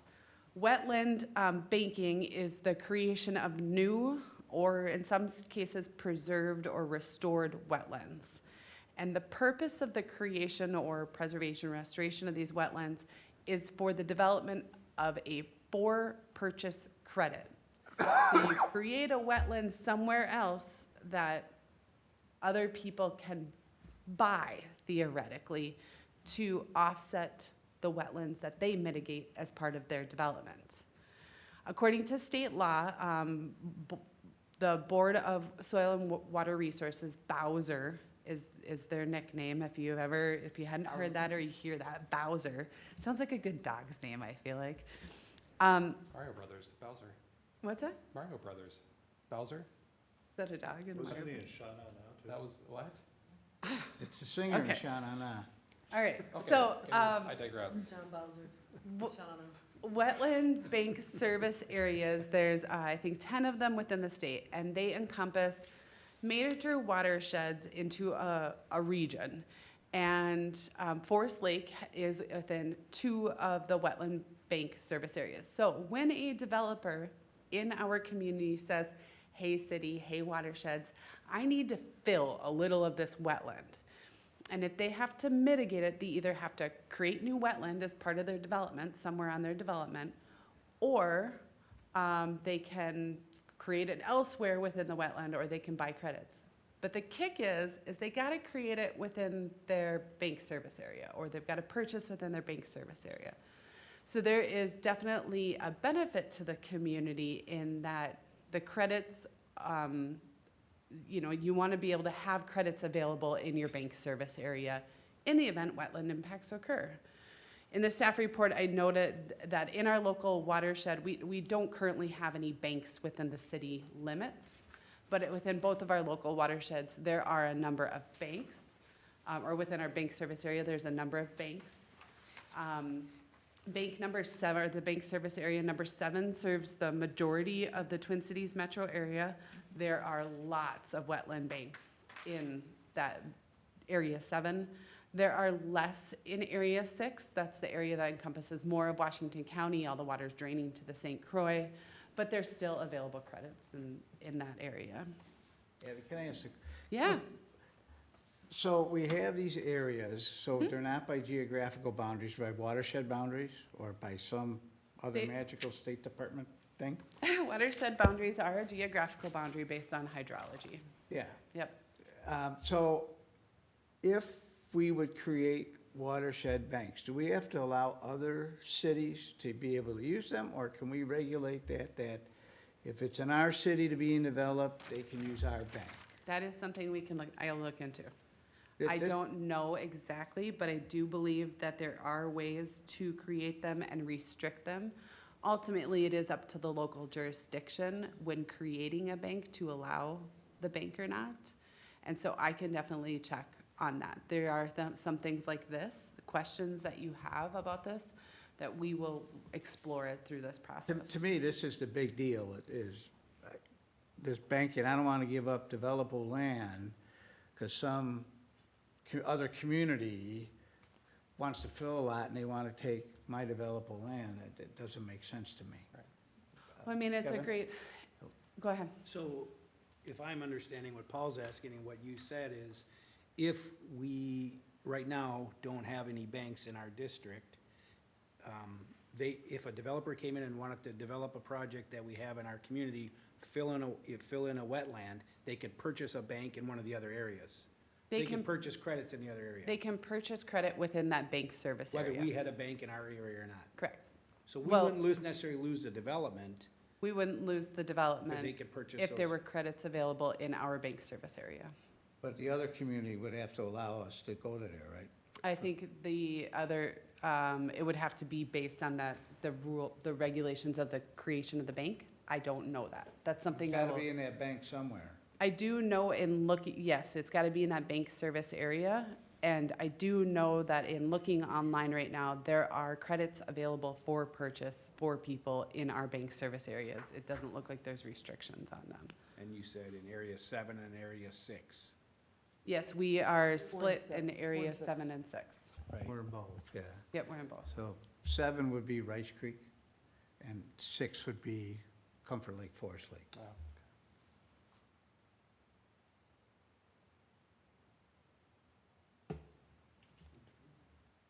I'm still here, I'm just writing notes, so. But it's all right, I I didn't kinda really hide want to behind this derail the big screen. train, Susan had a question. but we'll let it further be derailed. That's fine. Okay, this is a big deal to us, because a lot of the development that would like to be done in our downtown needs banking credits. We've Can I- got, Can I just stop really quick? The city is working on a project for stormwater mitigation of the downtown area. It is different than a banking project. We are working in coordination with Forest Lake, Comfort Lake Watershed District, that we would actually create a system. It's not a wetland, it's a stormwater pond, like a regional stormwater pond. So very similar theory, but not necessarily a wetland impact. It's to treat stormwater. So this well, if somebody downtown had a wetland and they were impacting that wetland, then this program would affect them. But most of our downtown development isn't necessarily have a whole lot of wetlands on them. They've got more of the stormwater requirements. So there are two separate programs there.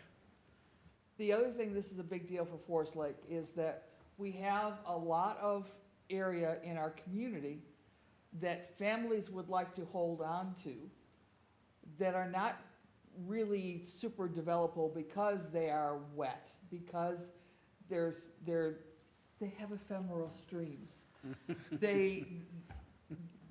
There may be some ways to help keep some of our rural character if we choose areas where we could say, yes, this makes sense for a bank, and there would be a way for a rural landowner to get some dollars and be able to keep a place that is less developed. And if we are Forest Lake, that kind of merges in there. So in the staff report, I noted the land use analysis, just really high level. Part of this moratorium is we have to analyze the wetland banking and its, pros, cons, everything about that. So part of this, currently in the city, we have 38% of the area is not developed. 16% of the land area is agricultural. 35.4% of the community is water.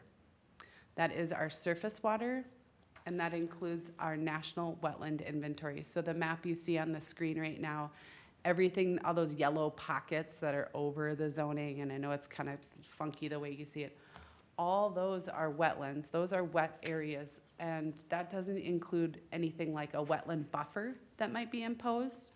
And as we all know, that if you get a wetland on your property and you have it delineated, it just got bigger, right? Like, that's just the way it works. And so our 35.4% area, water area is probably much larger than we really actually think right now. Wetland areas, their buffer areas, and any wetland banking areas are usually encumbered by a conservation easement, meaning that those lands will forever be in conservation. Generally, lands with conservation easements on them hold little tax value. That's not to say that they are undesirable or unvalued properties. They've got more intrinsic value than monetary value, but there are also maybe concerns just in terms of a tax base. So further analysis, just that staff includes some of the constraints to outright prohibiting a program of this nature are some of the unintended consequences. So currently, when we reconstruct a road, we have to, and if we were to, have a wetland maybe that developed in a ditch and it's going to be impacted, we have to create that wetland someplace else, or we have to buy credit elsewhere. That's something that the city has to do right now for all of any public infrastructure project. If we allowed for wetland banking within the community, the city could potentially, as we are doing with stormwater, create a bank for our use, or restore a bank or something like that, or restore a wetland. The private development area, if we go back that slide, we've got a lot of yellow pockets in those areas that are slated. Oh, my pointer doesn't work here. A lot of areas slated for development that have wetlands on them. The ability for a developer to fill some of those wetlands, maybe not all of them, and actually mitigate that elsewhere is allowing for, still allowing for community growth and development. Some of the opportunities, as Commissioner Young had said, the idea of creating new wetland or restoring new wetland in areas that already have a lot of wetlands, like our Conservancy District, where you might be filling in gaps between two areas that are already really wet. Those are sorts of things that might be very appropriate in the community. And then also when wetland banking might be a part of a larger development plan. So the city does have one bank that has since expired. The credits are no longer valid. that was called Fairview Farms. It was a part of Forest Lake Township. It's down over in the southwest corner of the city. And as part of that development, this is off of 190th. Yeah, 190th, the map you see in the lower right-hand corner. A lot of wetlands were preserved and created as part of a kind of a rural residential single-family development. And so staff thinks that in areas where we can maybe incorporate, or a developer could incorporate wetland banking as part of a larger development plan, so that we are still maybe getting houses or tax base or business or whatever it may be, might also be appropriate. So as of right now, that's the analysis that staff has done. I appreciate already some of the dialogue, and I look forward to any of the other questions the commission has that we should probably start exploring. Evan? So I'm trying to understand, and I think I understand, but we're not necessarily, so let's say we decided to be our own wetland bank right here in town, as an example.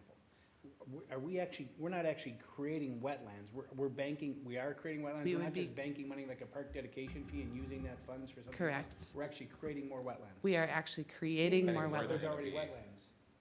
Pardon? In areas where there's already wetlands You potentially? can potentially already, you can enhance, restore. They might not have as much credit value, or you might have to have more acreage of restored than new. But there is the opportunity for the city to create a bank, which would be the actual physical wetland.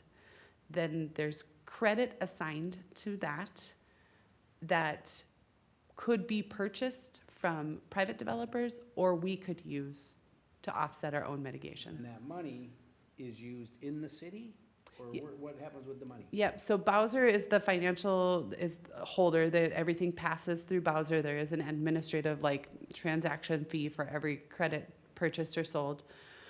Initially, the money would probably go to pay back any debts incurred on the creation or restoration of the wetland. Sure. But then, yes, that money could be used for a specific public purpose. So be that new water quality improvement projects, or parkland dedication projects, or the creation of more wetlands, or stormwater, or whatever that may be. For anything, more road improvement. I think we would need to, if we would allow it for a public purpose, we'd probably want to designate what that purpose would But be. as a city, we would control that versus if we were buying credits from another area. Correct. Yeah, we would be buying credits, our money would go out the door, versus we would have the opportunity, as much as any private developer could have the opportunity to do this as well. Justin? So we are wanting to designate kind of where these potential banking areas might be, correct? That's one of the questions. The question really is, do we want to consider them? And if we want to consider them, where? Okay, so this is where I'm trying to wrap my head around. So if you have roads, for example, that we're trying to improve, or MnDOT, for example, is trying to improve, would it be better to have the bankable wetlands for that purpose more out in the areas that are not being developed? And then also ones in areas that are to be developed because they attract more, some people who like wetlands, let's say, around developments. Does that make sense at all? Yeah, so, Just So meaning what- that there's gonna be some more value on each area, the development side, and versus like the southeast area of Forest Lake, right. where having a wetland bank is probably not really that huge. However, but if MnDOT or the city is doing road stuff, using that bankable area versus development, I see what you're saying is making, instead of pooling the wetland bank in one area, but having it in each area for different, because you don't want to be banking all the areas in like the southwest where we're doing a lot of development currently. well, so what Am I we would. understanding that correctly? Yeah, so it would end up probably being by zoning district of where we would allow it. And so when staff had mentioned the Conservancy District as one opportunity, that southwest corner, so what you see is a teal on your map right now, that's zoned the Conservancy District. And that's already a highly wet area, right? But there might be the ability to fill in the puzzle pieces. So- Southeast or southwest? Southeast, excuse me. So, those landowners themselves, or, you know, whoever bought the land, could create a bank. Right. And they would generate the revenue from that bank. Now, there's also land up in the southeast corner, or northeast corner, that's Conservancy as well. There's land on the west side, which is the WMA, and then the city does actually own some Conservancy's own land in Bixby Park. So there are areas of the city, you know, pretty spread out, but that's not to say, so what I think I'm hearing you say is, you like the idea of spreading those out some, but excluding them to just the Conservancy areas could pose a risk if there were developments that wanted to incorporate them in some way. Yeah, because if these are in perpetuity, then obviously we're not wanting, you know, bankable wetlands, like, let's say, in the, over by the Y, or, you know, places where, you know, the development is really happening. Do I understand that correctly? Yeah, so I think you wouldn't want to see them like in an MXR district, Right. right? Because that's the area that we're encouraging residential development, unless they were doing it as part of a larger residential development. Right, so that was my point, like, if it's something where it's gonna improve that development because people like that natural wetland, you want to have some there, but yet you also want to have some in areas that aren't gonna take up that developmental land, okay. I know what you're saying, and I'm making notes. I've So, got, yeah. If I may, Mr. Chair, so I think Justin's example is, let's say you had an 80-acre PUD, all sorts of land types existing in there.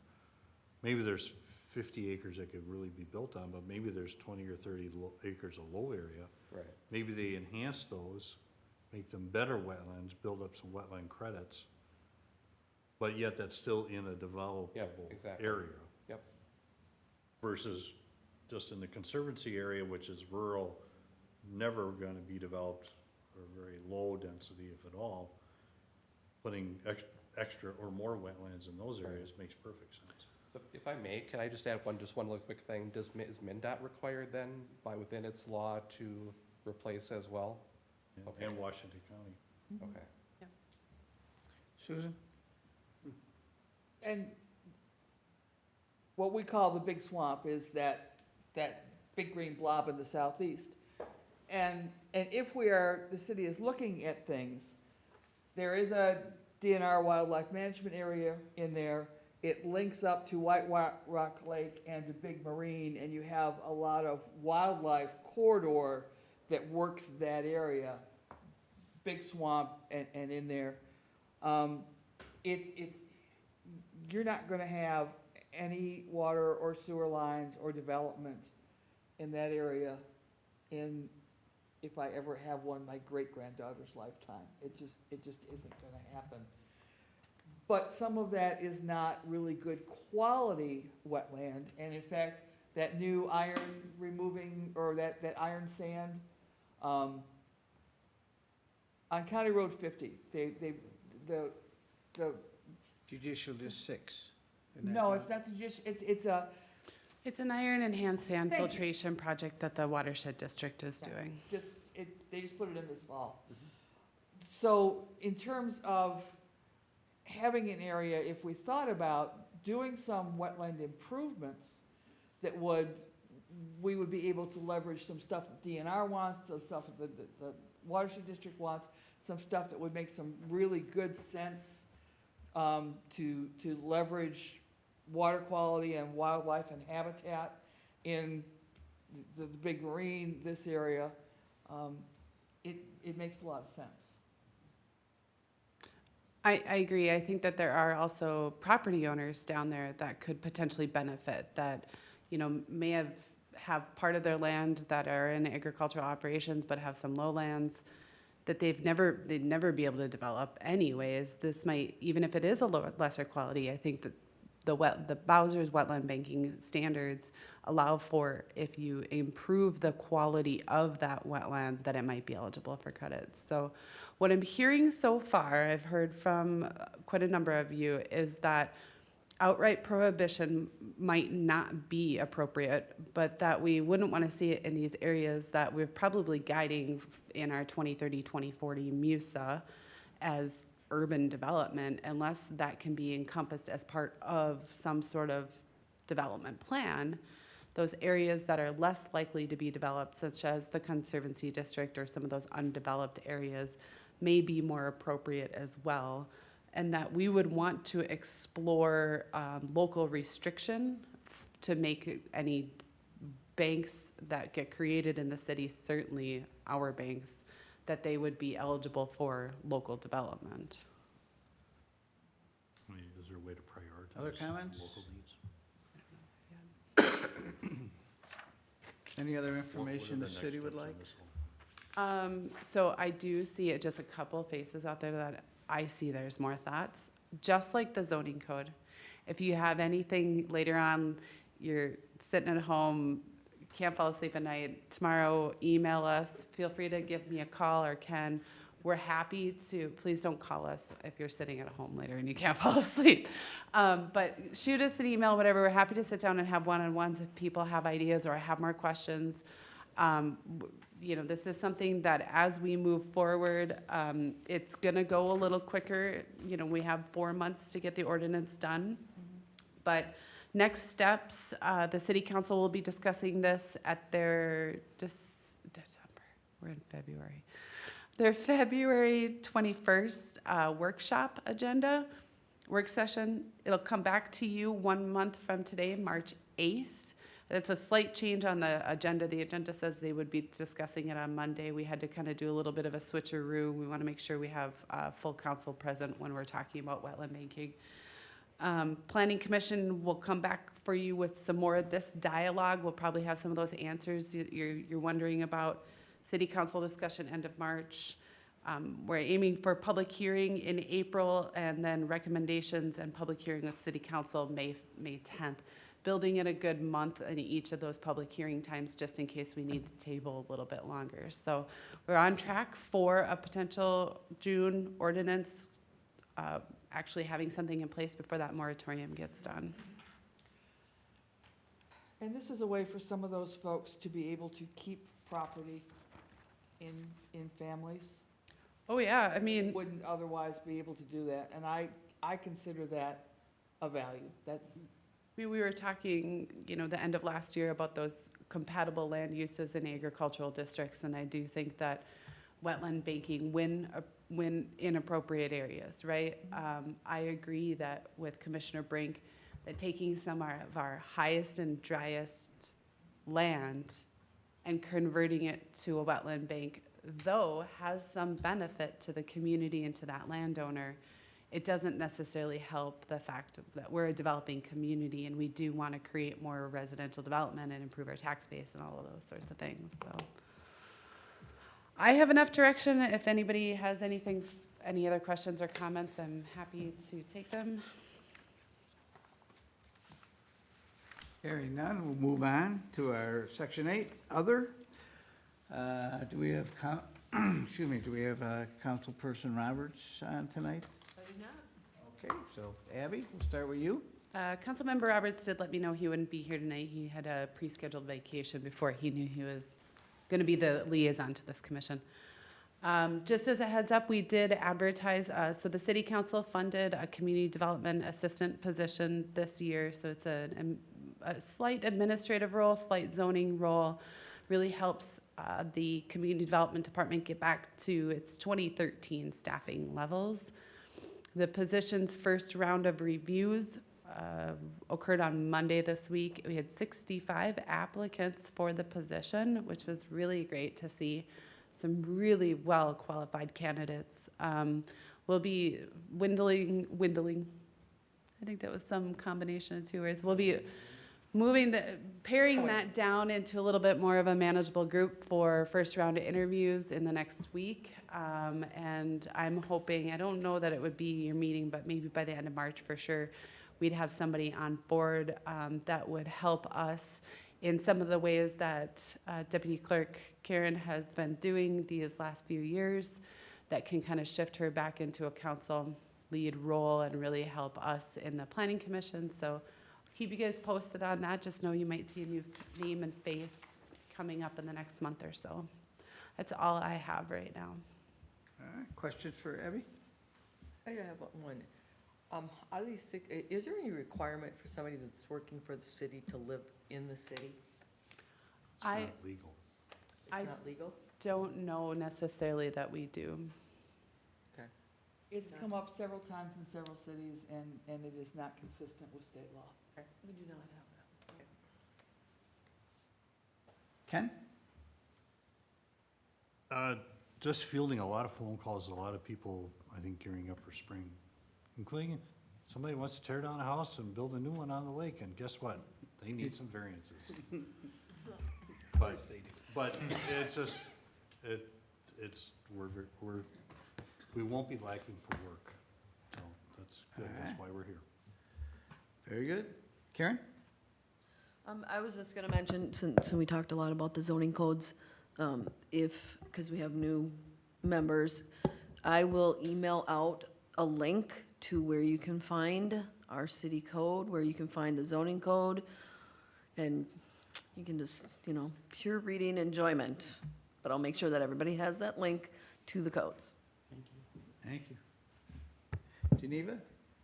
Well, I got to thinking about our discussions and the variances and the not in my backyard type of mentality. And it does seem like people in general only review it from their point of view when it's something that they either don't want or do want, which is why it makes this difficult task that we have. And I don't know how we're ever really going to please everyone, or we're not even maybe going to please most people, which I think all that we can do is do the best we can with the information that we have. And maybe when we do make decisions, especially when they're controversial, like building something in my backyard, we might want to think about the narrative about how that thing you don't want in your backyard might actually help the overall picture. Like in the case where you have housing that is for people who don't have as much money as some other people, or mental health, and you put a facility, where people need, everybody's saying, we need to do something about mental health, but don't put it in my backyard. So maybe we should find people who can help us educate our community on to why it's really not a bad thing to do this and get that out there, because we do have to make difficult decisions, but ultimately it's going to be good for all of us. So that's all I got. Thank you. Justin? Me. Kevin? Nothing for me. Susan? Brief commercial announcement, if anybody has a nonprofit that they would like to help raise money for, the Rotary Plunge is your opportunity. There is still time to put a team together, and there are still time to be a plunger. flrotary.org. And that's not a toilet, that's a lake. And the plunge is on It was not a February plunger. 18th. It is the plunge, and it is a Rotary Plunge, and on February 18th. And we are go. Saturday. We have backup plans in case suddenly it turns 90 degrees and we lose some lake ice. So we're solid. All right. Don? Nothing. Jeff? Nothing, but thank you very much for, so far, the first night experience has been very eye-opening, and I appreciate all your input as well and learning. Thank you. All right. Well, welcome to the Planning Commission. Thank you. It's great to have a full commission. It's been quite a while. So, it's like any other opportunity. It's always death by fire hose to begin with, but you'll do just fine. Thank you, sir. I have nothing. So with that, I'm looking for a motion to adjourn. Motion to adjourn? I have a motion. Can I have a second? I'll second it. I got a motion and a second. It's a non-debatable motion. All those in favor signify by saying aye. Aye. Opposed? Abstentions? Motion carries. Thank you all very much for your service this evening. Look forward to seeing you in a couple weeks.